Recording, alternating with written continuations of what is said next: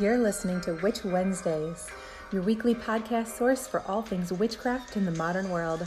Join your hosts, Steph and Tara, every Wednesday morning as they dive into a new witchy topic.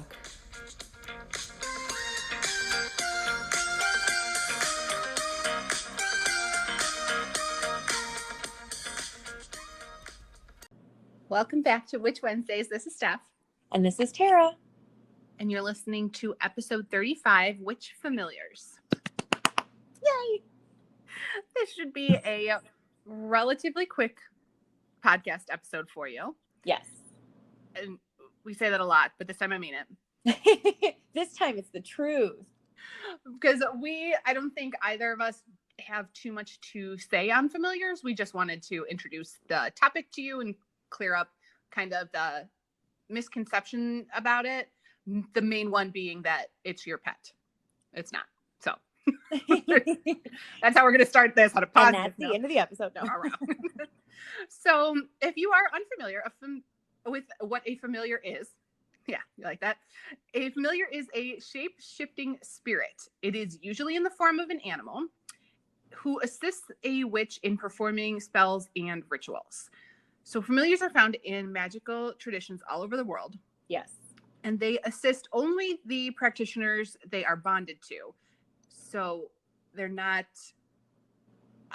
like the Fae who are out there available to anybody who wants to work with them and leave an offering. You really have to bond with this sort of spirit and animal in order for it to help you in your magical practice. But you may have more than one. Yes. They are often in the form of cats, toads, owls, dogs, and mice, although any animal or insect could be a familiar, which is why those first three are the three animals that you're allowed to bring to Hogwarts with you. So, of course. I mean, I had to throw in that Harry Potter reference. Trivia there for you. A lot of what is used in Harry Potter really does come from real magical practice or traditions and theories throughout the world, and that happens to be one of them. Cats, toads, and owls are very common familiars. But again, not necessarily your cat, toad, or dog. Yes, correct. So familiars have the advantage of being able to go into places where humans cannot, but as animals they can, so they're often dispatched on various magical errands. They have a history long before the sort of witch hysteria came about in Europe, because they were originally seen as a form of a guardian angel. In ancient Rome, they were thought to offer protection over the home. Familiaris in Latin means domestic or household. I can confirm that's correct because it took 7 years of Latin. Woohoo! What a time in my life. What was I thinking? In ancient Greece, they were seen as a personal spirit that guided a person's actions, which is an idea that was popularized by Philip Pullman in the book His Dark Materials, which, if you've seen, there's a movie called The Golden Compass. And that's what Dark Materials is actually a series. There's 3 books. Yes. And they made it into a TV series too, right, Tara? Yes. The TV series is much truer to the books. As a complete offshoot, I highly recommend. They're very interesting. And he did a lot of research into different traditions. Tara's a big His Dark Materials fan. Yep, that's why I am. directed that towards her. But yes, if you've ever seen that, they have this spirit that's, attached to them. What do they call them in that? Demons, right? Yes, they are demons, but they're spelled D-A-E instead of the more traditional spelling. D-E. Yeah. Right. Yeah. Yes, that's right. It's demons. Yes. So they take various animal shapes and they're, attached to you. That's major plot line in the story. So we don't want to give anything else away, but that's part of this idea that there was this sort of familiar spirit that kind of guided your actions. So and a big part of both historically and in the books, but really your character and attitude and life choices aren't predetermined, but the familiar that ends up bonding with you kind of says something about your character as well. So there's that. So it has this whole, long history, but in 1604, King James introduced a witchcraft act that made working with these, what he called evil spirits, a capital offense. So during the height of the witchcraft persecution that followed, familiars were often seen as evil, wild creatures that only carried out the evil intents of their witch because they were given to witches by the devil. Yep.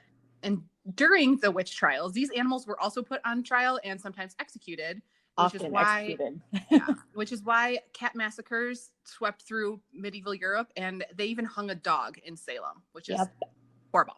It is horrible. But these actions pay back. These actions directly led to the plague because there were no cats left to hunt to get rid of the rats that were bringing the plague. So revenge. That's what you get for massacring cats. You got the Black Plague. And it was also thought that because they were bonded to a witch, that by harming the animal, they lessened the magic of the witch. And there's some truth and correlation there, but they would often kill the familiars before the witches in order to lessen their power and make them easier to harm.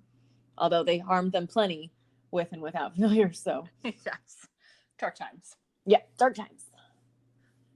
So familiars today are different because they are not seen as demons or given to witches by the devil or anything like that. They are merely spirits that have a special psychic attunement and are therefore helpful in spellcasting, raising power, setting and clearing a space, scrying, and healing.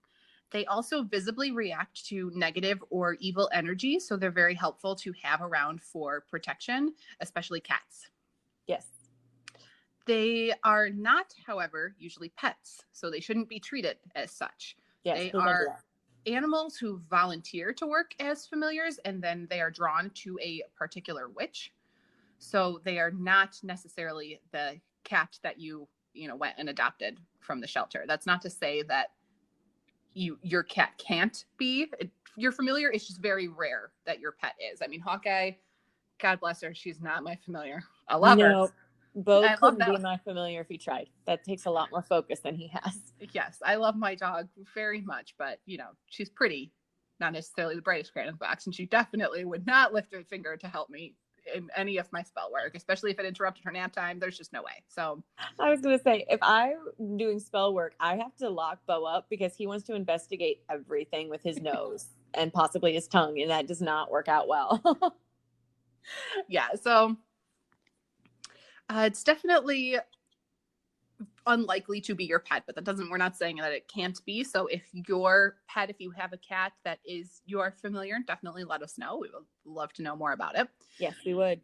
If you are looking to attract a familiar, witches often send out psychic calls to find one. Meditation is a good way to do this. You just want to focus your intent on finding an animal companion, and then take care to notice any animals that appear in your life unexpectedly, because the animals often select you, not the other way around. You don't get to choose. Nope. I want an owl specifically, and then look around for an owl. It could come to you in a variety of different animals. So just start to notice any that come into your life unexpectedly, and unexpected is the key here, because if you often see, like I do, cats in your backyard, first think about whether or not you're putting out cans of cat food every day like I am. That's probably she literally goes through tuna in a degree that's probably unhealthy for someone who doesn't actually own said cats. I spend like $40 to $60 a month on cat food, and I don't. She's not even kidding. But yes, I feed these feral cats that are in the yard, and I feed them every day. So it's not that unexpected that they keep showing up. So It's highly unlikely that those are familiars or my animal spirits, because there's a direct correlation. And you have to think about that the same way as when seasons change or anything like that. You might notice like a certain animal coming around more, but you have to think about what's changed. Has the weather changed? Is it kind of a common animal for the area? Did you leave out some food or water or something? So get rid of all of those mundane things that could be attracting a particular sort of animal or insect to you, and then see if that's really this animal coming to you in a more unexpected manner. So a familiar, if you do put out the energy out there and find one, can be worked with in a variety of ways. They provide protection. They're great at sensing sort of negative energy around. And like we talked about in the other spirit episode where we talked about, guardian spirits who will bounce negative energy away from you that you don't even know about, familiars can act in the same way, providing similar protection. You can also send them out and see things through their eyes. That's a common meditative practice that some witches undertake, a sort of deeper trance-like state where they can send out their familiar and see what they are seeing. I can't do that. And they also provide an energy boost. Like we've said before, everything has energy, and we've talked about grounding and how you can pull up energy from the earth.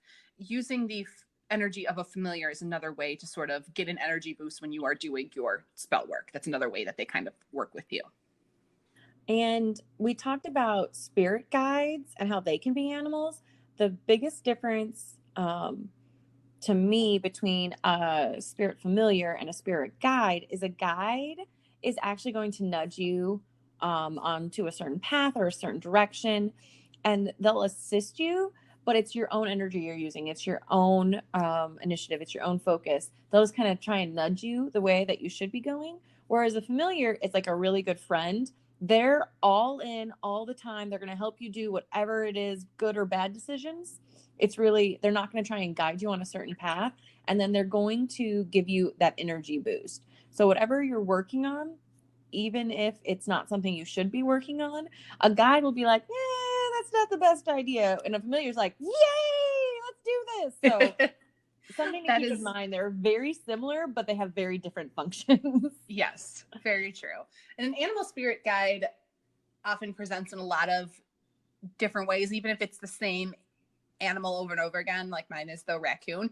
It can present, it's not just a physical raccoon. Yeah. It comes up in, dreams or meditations or on television or something like that. Whereas a familiar is going to be the same orange tabby cat showing up every single day. It's a physical cat. With that said, I do not have a familiar. I do not either. I want one. I had one years ago. And he was a cat, and he was very, very helpful when I first started. He would come whenever I cast a circle and lay in the circle with me. But he passed away, and I have not had another one since. Yes, and a lot of times if you do have an animal like that and they pass away, they may come back to you in a different form. Correct. So it wouldn't be the same cat coming back, but maybe that spirit would come back in, a toad or something like that to work with Tara again, but not necessarily. They could just be gone from this plane. You never know. Yeah. And my practice and my path is much different now than when I first started. So to me, it might be unusual to have the same familiar come back just because I'm on a much different path and practice than when I first started out. So he was perfect for the time and place, but he may not be perfect for today's time and place. Right. I do not have one. I've never had one. I've never put out the psychic energy and work needed to attract one to me. It is a lot of work to both build that bond and find the perfect animal. I'm just going to throw that out there, which is why I haven't sought another one, because it does take a lot of effort and building and like I said. Yeah, I just haven't done that yet. If I might. We'll see. I haven't had any sort of particular workings where I would think a familiar would be generally helpful. I haven't needed them to go out and see the world through their eyes or send them into any spaces or any magical errands that I couldn't do myself. So I haven't had a particular need for a familiar, but it might be nice just to have a little companion. When I first got started, it was very, very helpful to me, just almost as like a frame of mind, because I knew when my familiar showed up, it was time to do the working. Like I might be thinking about a spell and not sure on when to do it, but when he showed up, I knew that was the right time to start working on my spell. Um, but like I said, I was on a I was in a very different place when I first started, not only learning, but like searching different paths and seeing what worked for me and what didn't. So he was very, very helpful in helping me decide on what worked for me and what didn't. And so I haven't needed one in recent years, which is why I haven't put in the effort to get another one. Plus, it's hard when they go away. Yeah. It's the same as when a pet dies. It's emotionally traumatic. It was, yes. So, not a lot of witches want to go through that. So I'm still thinking about it. I haven't done any particular workings that enough and often enough that I think it would be helpful. So I think a familiar would be very helpful, especially in baneful, if you do a lot of baneful magic. And we talked about the hexing and jinxing and things. If you do that relatively often, it's good to have a familiar as protection. Yes. But also to send him on a magical errand to check on, the person that you're hexing or something like that. But I don't do those kind of workings often enough. I also think that they are particularly helpful for hedge riding if you're a hedge witch, but I don't spend a lot of time astral projecting or going into the spirit realm. Riding that hedge like we've talked about is not really within my witchcraft practice.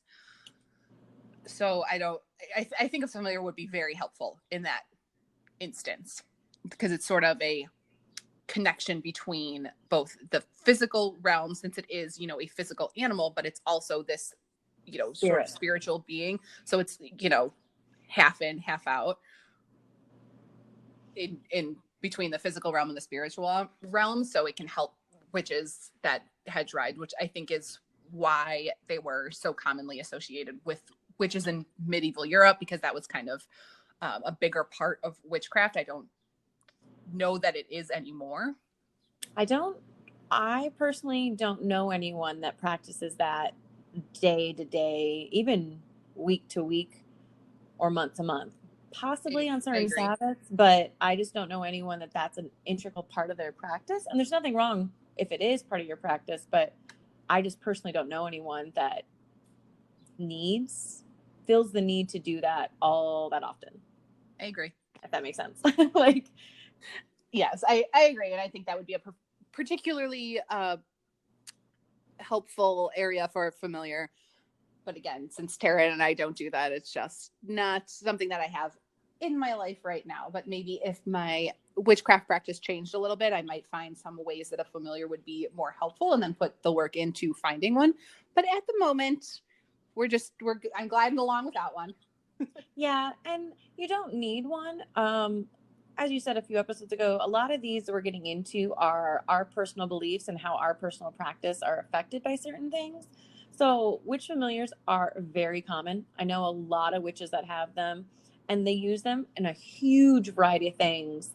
And the ones that have them love them. But the ones that don't have them tend to get along fine without. So it's really just a matter of what you're comfortable with. And like I mentioned, when I first got started, it just really helped me get into the mindset, because I knew when my familiar was there, it was time to do something, whether it was cast a circle or raise power or just do some spell work. It was always kind of like almost a trigger, like, hey, get on this. But I no longer need that, because I'm familiar enough with my own practice and I've been practicing long enough that I can kind of flip a switch in my brain by myself now. Right. But I know the people that have familiars love them. I have one friend, her familiar, she does a house cleansing probably once a week, if not once every couple weeks. And her familiar just helps her banish anything negative in the house. She has kids that are getting in the teenage years, so there's lots of energy flying around. So she finds that her familiar really helps her put in the work in. But it took her probably a year to find this familiar that helped her get into this groove. So it does take effort. does indeed. But if you have one, we would love to hear about it. So be sure Yes, we to would. leave us a comment or tag us on Instagram if you've got a photo. We would love to know what kind of animal you are working with. And how you work animals with in them. general. So we want to see. To be fair, if you have any photos, we're never going to say no to photos of familiars, pets, life. We like photos. Yes, we do. And we don't care if it's just your cute fluffy cat who is in no way you're familiar. We would like to see him anyway. Completely tag us. We're in. Even a toad. If you have a pet owl, especially, I would really like to see your pet owl. Yeah, me too, for sure. Mm-hmm. That is all we have for you this week on Familiars. We will see you next week for episode 36, which is going to be all about how to create a spell. Yay! Getting into the nitty gritty. We will see you then. Bye. Bye. Follow us on Insta.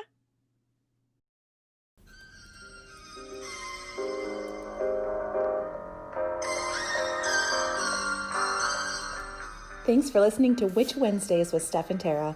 Love our content? Consider donating at anchor.fm/witch-wednesdays to help keep our podcast up and running.